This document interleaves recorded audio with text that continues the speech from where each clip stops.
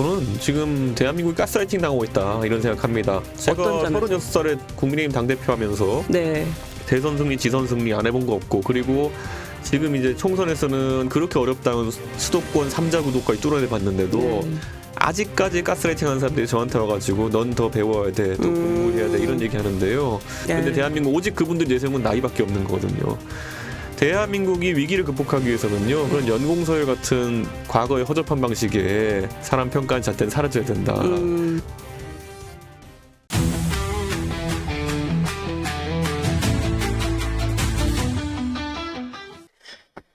여러분 안녕하세요. 송주영입니다. 나는 정치이다. 이번 시간에는요. 퍼스트 펭귄이 되겠다며 일찌감치 대선 출마를 공식화한 분입니다. 여당인 국민의힘 대표를 하셨고 지금은 창당한 제3지대 정당이죠. 개혁신당의 이준석 의원 모셨습니다. 어서 오세요. 네, 안녕하십니까. 네, 바쁘시죠 요새?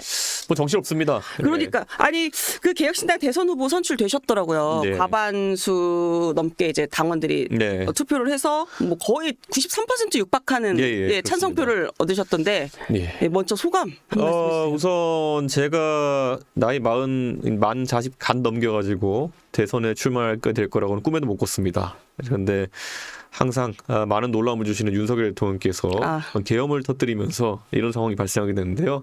그만큼 대한민국의 중차대한 위기인 만큼 이걸 돌파할 수 있는 여러 대안을 제시해가지고 대선에 좋은 성과 내겠습니다. 이제 대선 출마하시면서 이런 고민 좀 하셨을 것 같아요. 말씀하신 대로 지금 조금 전국이 혼란스러운데 이 시대의 시대 정신은 뭐라고 생각하세요? 저는 이제 산업화 민주화 거친 다음에 대한민국이 한 번 더 도약하기 위해서는 과학기술 패권 경쟁에서 이겨야 된다 그런 생각하고 있는데요. 지금 이 혼란, 정치의 혼란 누가 만들었습니까? 다 법조 정치인들이 만든 겁니다. 네. 예, 사실 그 검찰 정치와 그다음에 서로 상대를 감옥 보내려는 그런 검투사 정치 이런 것들이 계속되면서 누구는 잡아넣으려고 하고 누구는 방탄하려고 하고 이런 싸움 속에서 한 3, 4년이 허망하게 흘러간 겁니다. 그래서 저는 이 사람들 다 없어졌으면 좋겠습니다. 나는 그러면 이런 대통령이 되겠다를 짧게 한 문장으로도 말씀해 줄 수 있을까요? 저희가 지금 갑작스럽게 요청드린 제가 거라. 대통령이 되면요, 적어도 이공계 분야에서 대한민국 도약할 수 있는 그런 기회를 만들 것이고요. 한편으로는 글로벌 무대에 가가지고 이전 대통령들처럼 꼬다는 보릿자루처럼 말 한마디 못하고 서 있는 그런 대통령이 아니라 진짜 국익을 위해서 환담하고 외교할 수 있는 그런 첫 번째 대통령이 될 겁니다. 꽂아놓은 보릿자루 같은 대통령이 아니라 국제 무대에서도 어쨌든 주도적으로 역할을 할 수 있는 대통령이 되시겠다. 꼬다는 보릿자루만 해도 좋은데 뭐 바이든 날리면 이런 거나 일으키고 그러니까 저는 능동적인 삽질도 많이 했기 때문에 그런 대통령 이제 보면 안 된다 이런 생각입니다. 굉장히 이제 장점도 많으신 분인데 또 한편으로 그 당내에 이준석 의원이 있는 곳은 좀 마찰이 많다 이런 지적들도 좀 있는데 여기에 대해서는 뭐라고 답변을 주시겠어요? 원래요, 그 회사를 할 때도요, 대기업보다 중소기업이 말이 많습니다. 그건 중소기업 하시는 뭐 사장님들이 일을 못해서가 아니라 내재적인 한계점이 있기 마련이에요.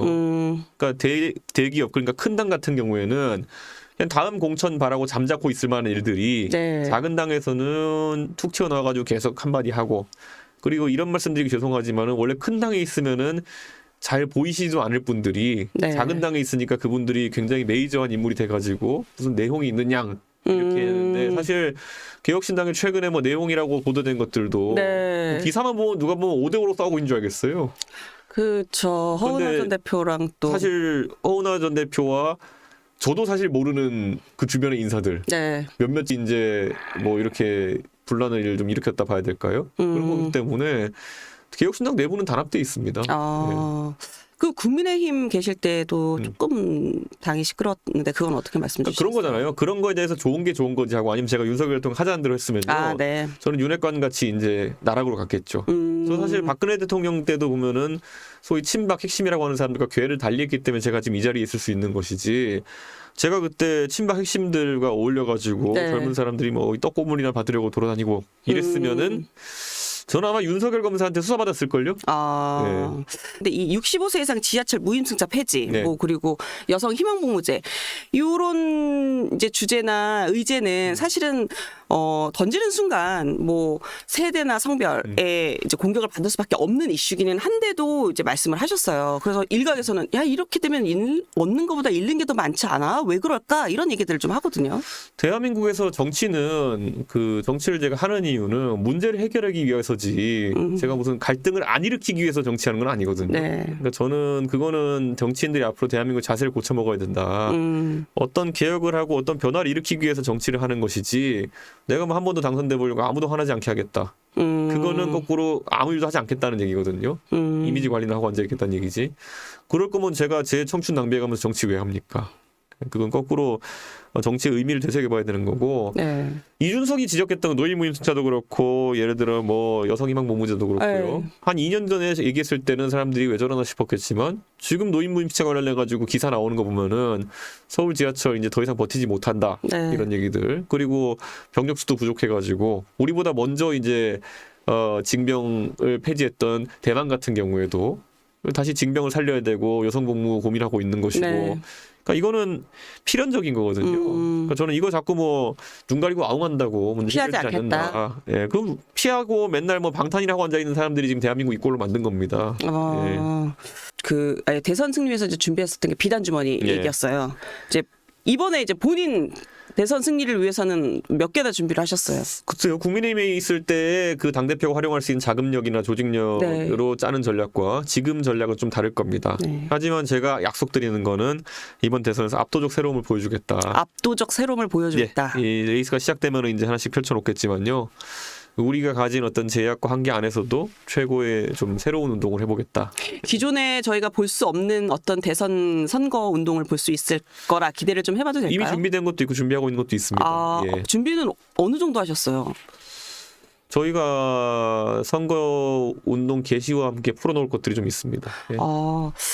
이준석 의원이 이제 다시 네. 조기 대선이 만약에 시작이 된다면, 물론 안 될 수도 있습니다. 하지만 된다면 이 풀어놓을 비단 주머니가 뭔지 벌써부터 좀 궁금해지는데요. 네. 사실은 이번 대선에서 뭐 앞서는 30대 당대표 하셨고 네. 이제 40대 기수론 내세우면서 세대 이제 교체 뭐 이거 지금 내세우고 계신데 이번 대선에서 이 젊은 나이가 강점으로 작용할 거라고 보세요? 아니면 약점으로 작용할 거라고 보세요? 저는 지금 대한민국이 가스라이팅 당하고 있다 이런 생각합니다. 제가 어떤 점에서? 36살에 국민의힘 당대표 하면서 네. 대선 승리, 지선 승리 안 해본 거 없고 그리고 지금 이제 총선에서는 그렇게 어렵다는 수도권 3자 구도까지 뚫어내 봤는데도 네. 아직까지 가스라이팅 하는 사람들이 저한테 와가지고 넌 더 배워야 돼, 더 공부해야 돼 이런 얘기 하는데요. 사실 그런 걸 종편 나오는 정치평론가들이 저한테 얘기한다는 거죠. 이준석이 더 배워야 돼. 제가 그분들한테 그런 말 들을 실적은 아니거든요. 네. 근데 대한민국 오직 그분들 내세운 건 나이밖에 없는 거거든요. 대한민국이 위기를 극복하기 위해서는요. 그런 연공서열 같은 과거의 허접한 방식의 사람 평가하는 잣대는 사라져야 된다. 지금 전 세계를 이끌고 있는 탑 IT 기업의 CEO들 네. 예를 들어서 마크 저커버그 같은 사람들은 20대 중반부터 세계를 이끌었었어요. 네, 그렇죠. 그리고 지금 결국에는 다른 IT 기업이나 이런 데서 보면은 30대, 40대 창업자들이 세계를 이끌고 있는 것이 이상하지가 않거든요. 대한민국에서만 뭐 대통령 하려면 나이 60은 돼야 돼. 근데 과거 유시민 씨가 얘기한 것처럼 60이면은 네. 많은 사람들이 이제 뭐랄까요? 삶을 정리해 나가는 단계인 것이지 새로운 진취적인 일들을 시작할 단계는 아니거든요. 그러니까 저는 저도 마찬가지입니다. 제가 27살부터 정치를 시작했는데요. 냉정하게 머리가 언제 더 잘 돌아갔냐는 27살에 제가 더 잘 돌아갔어요. 네. 근데 여기서 지금 저도 나이 40이 이제 됐는데 네. 제가 50 됐을 때 저도 그냥 흔히 있는 그냥 여의도에 있는 여느 정치인처럼 돼버리지 않을까. 네. 저는 그래서 오히려 일찍 하고 싶습니다. 하게 된다면.